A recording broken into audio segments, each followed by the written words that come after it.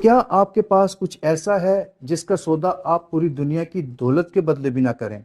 आप नुकसान कबूल कर लें मगर अपने असूल पर खड़े रहें। दुनिया में दो तरह के लोग पाए जाते हैं। एक वो जिनकी जिंदगी का कोई असूल नहीं, वो अपने मुफाद के लिए कुछ भी करते हैं, और दूसरे वो जो जिंदगी में असूल रखते हैं और मुफाद के लिए असूलों पर समझौता नहीं करते। हकीकी मसीहों की जिंदगी का कीमती असूल खुदा का कलाम है, जो एक मुकम्मल ज़ाब्ता हयात है जिस पर वो कभी समझौता नहीं करते, चाहे कितना ही बड़ा दुनियावी फ़ायदा क्यों ना छोड़ना पड़े।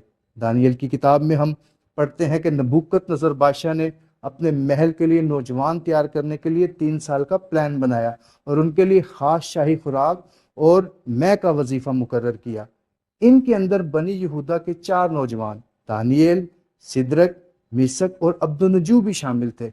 इन नौजवानों ने अपने आप को शाही खुराक और मै से नापाक ना किया, बल्कि इसके बदले 3 साल तक साग पाक और पानी पिया। और जब 3 साल बाद वो बादशाह के हजूर पेश किए गए तो वो हर चीज में दूसरों से 10 गुना ज्यादा पाए गए। वो ईमान पर खड़े हुए और समझौता ना किया, और खुदा ने भी उनको खास सरबुलंदी अता की। फिर हम इब्रानियों 11 बाब की 24 आयत में पढ़ते हैं, ईमान ही से मूसा ने बड़े होकर फिरौन की बेटी का बेटा कहलाने से इनकार किया, इसलिए कि उसने गुनाह का चंद रोजा लुत्फ उठाने की निस्बत खुदा की उम्मत के साथ बदसलूकी बर्दाश्त करना ज्यादा पसंद किया, और मसीह के लिए लान तान उठाने को मिस्र के खजानों से बड़ी दौलत जाना, क्योंकि उसकी निगाह अजर पाने पर थी।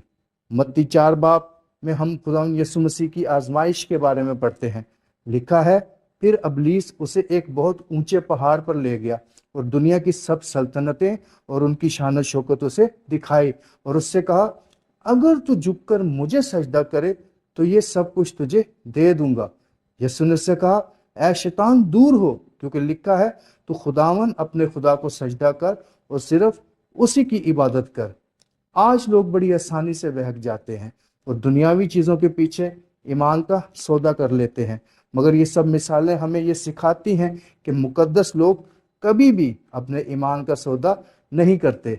आप सोशल मीडिया पर ही देख लें, अगरचे बाइबल मुकद्दस में नाच रंग, ठट्ठाबाजी और मस्खरापन सख्ती से मना है, फिर भी लोग शोहरत और पैसे के लिए मस्खरे बने हुए हैं और हर किस्म की बेहुदा हरकत कर रहे हैं। इब्रानियों 12 बाब की 2 आयत में लिखा है, और इस जहान के हम शक्ल ना बनो, बल्कि अक्ल नहीं हो जाने से अपनी सूरत बदलते जाओ, ताकि खुदा की नेक और पसंदीदा और कामिल मर्जी तजर्बा से मालूम करते रहो। अजीजों, हमें आज अपने किरदार पर गौर करने की ज़रूरत है कि बहैसियत मसीही हम कहाँ खड़े हैं, आसानी से ईमान का सौदा करने वालों में या ईमान पर खड़े होने वालों में। आइए आज अपनी रविश पर गौर करें। शायद वक्ती तौर पर थोड़ा सा मुश्किल तो लगे, लेकिन हकीकत में ईमान पर खड़े होने का बड़ा फायदा है।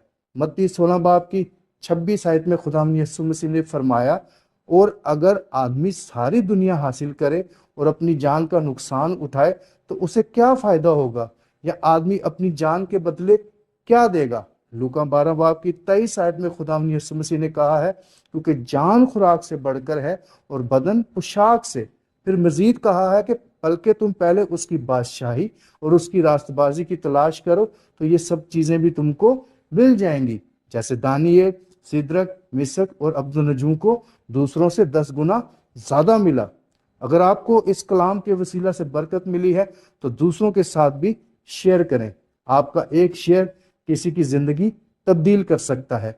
वीडियो को लाइक करें और चैनल को फॉलो या सब्सक्राइब करें, ताकि हर वीडियो आप तक बर वक्त पहुंच जाए। आपका लाइक, शेयर और कमेंट वीडियो को ज्यादा लोगों तक ले जाता है, इसलिए अपना किरदार जरूर निभाएं। खुदावंद यीशु मसीह की सलामती आप सबके साथ हो। आमीन।